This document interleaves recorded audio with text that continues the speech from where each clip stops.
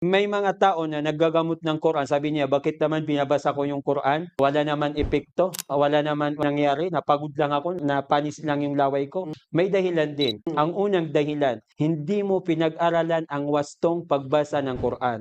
So, nag-iba-iba yung letra, yung nag-iba yung mga mad, mga haraka, yung tajweed. Pangalawa, hindi mo pinag-aralan kung ano talaga yung totoong pinapahiwatig ng aya ng Allah subhanahu wa ta'ala.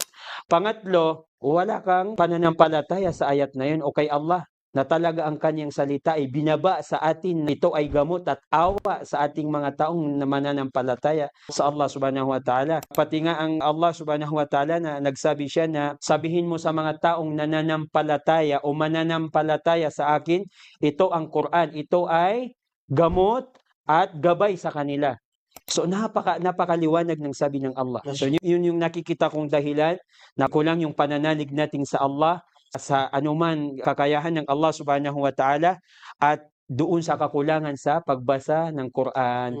O kaya hindi natin alam kung ano talaga yung totoo na nasa aya na yun.